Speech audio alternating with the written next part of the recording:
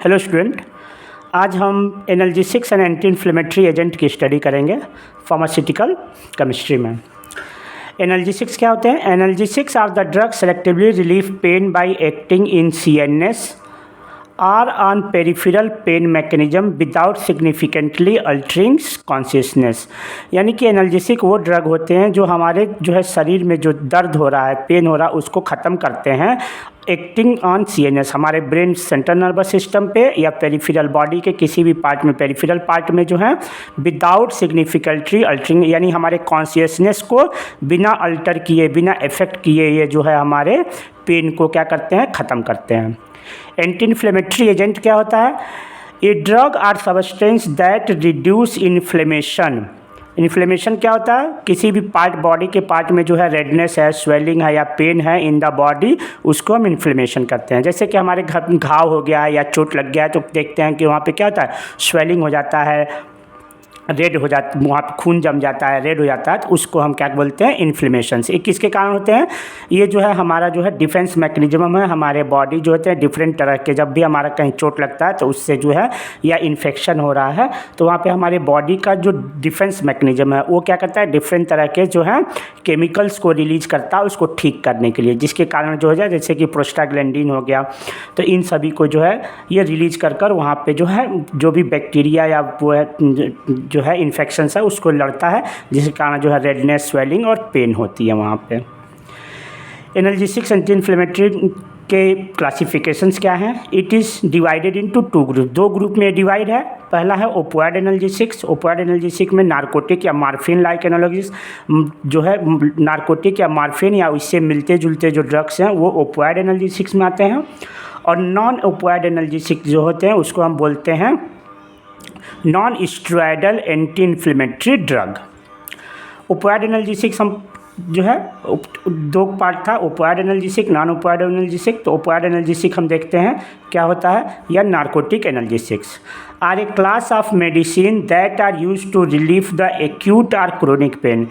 तो opioid analgesic वो class है मेडिसिन का जो क्या करता है, एक्यूट या क्रोनिक पेन, ज़्यादा पेन हो रहा है अगर किसी भी पार्ट, बॉडी के पार्ट में, हड्डी में पेन हो रहा है या ऑपरेशन के साथ समय पेन हो रहा है, तो उस समय हम देते हैं ओपियोइड एनाल्जेसिक।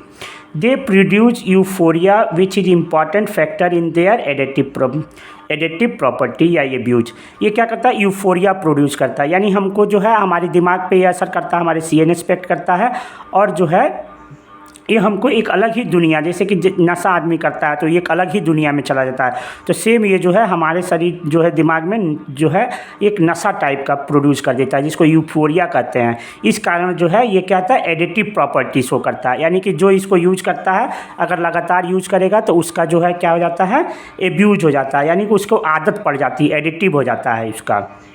तो इसलिए जो है इसको हम कंट्रोल्ड यूज करते हैं, यानी कि सभी को जो है लगातार नहीं देते हैं, जिसमें बहुत ज़्यादा ज़रूरत है उसी में हम ओपियोइड एनाल्जेसिक को देते हैं।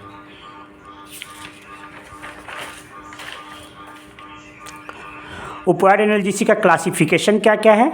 Opioid analgesic, natural opioid, natural होते हैं जो codeine, morphine. Semi synthetic opioids, यानी सेमी सिंथेटिक, इसमें क्या है, आधा नेचुरल होंगे आधा सिंथेटिक होंगे। इसका एग्जांपल क्या है, diacetylmorphine and pholcodine, diacetylmorphine and PHOL codeine, CODIN codeine. Synthetic opioid क्या है? सिंथेटिक ओपियोइड मतलब यानी कि टोटली जो है ये सिंथेटिक हैं, लैब में बनाए गए हुए हैं। फेंटेनिल, पिथिडीन, मिथेडोन, ट्रेमाडोल, जिसमें कि जनरली क्या यूज होता है, सबसे ज़्यादा हमारा ट्रेमाडोल यूज होता है। ये इंजेक्शन के लिए, इंजेक्शन के रूप में या टैबलेट के रूप में देते हैं। जब हड्डी टूट गई है, बहुत ज़्यादा हड्डी में दर्द है उस केस में, या जो है असहनीय दर्द हो रहा है कहीं भी, तो उस केस में हम ट्रेमाडोल को यूज करते हैं। नारकोटिक एंटागोनिस्ट, नारकोटिक एंटागोनिस्ट क्या होते हैं, अगर इस जो नारकोटिक ड्रग्स का जो है हमारा पॉइजनिंग हो जाए, बहुत ज़्यादा मात्रा में किसी ने ले लिया है, तो उसको, उसके इफेक्ट को ख़त्म करने के लिए हम क्या देते हैं, नैलोजोन या नेल्ट्रीजोन। ये क्या है, हमारे नारकोटिक एंटागोनिस्ट हैं।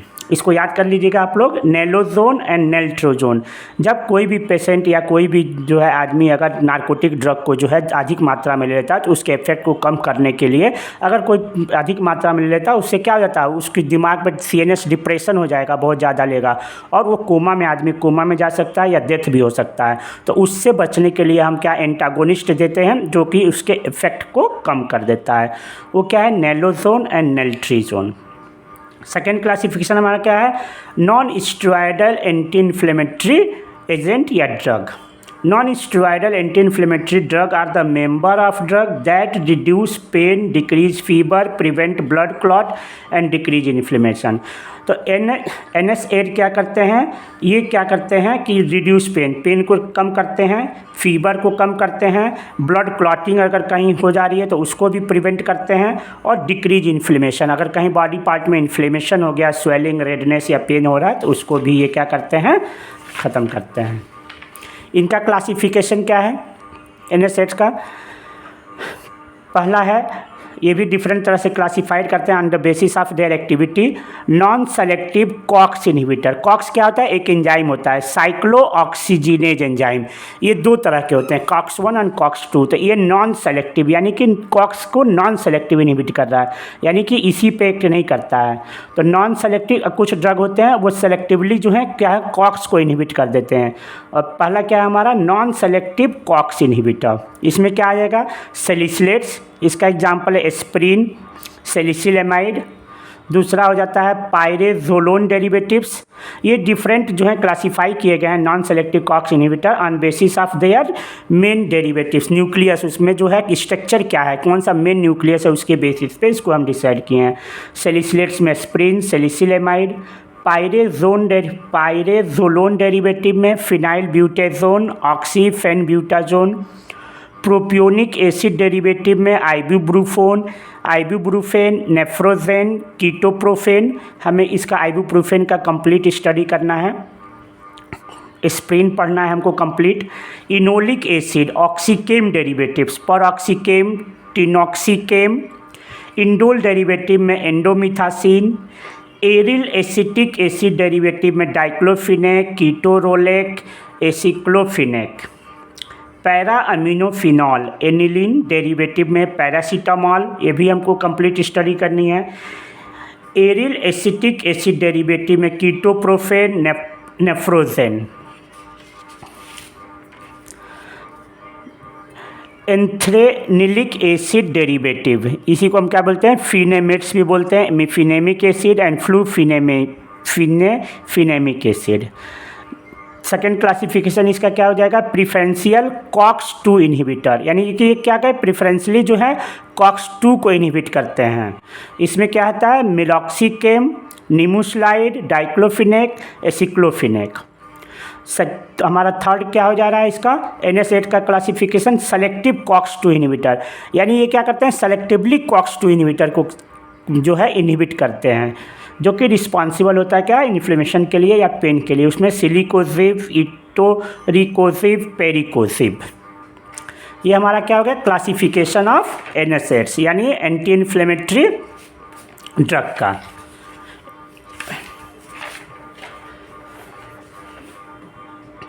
अब हमको कंप्लीट स्टडी किसकी करनी है, एस्प्रिन की। एस्प्रिन क्या है, एस्प्रिन और acetyl salicylic acid is the most commonly used analgesic, antipyretic and anti inflammatory actions. Aspirin जो होता है कॉमनली, सबसे कॉमनली यूज होता है एनाल्जेसिक के लिए, दर्द के लिए, एंटीपायरेटिक फीवर के लिए और इन्फ्लेमेशंस के लिए। इसका केमिकल नेम है 2-एसिटॉक्सी बेंजोइक एसिड।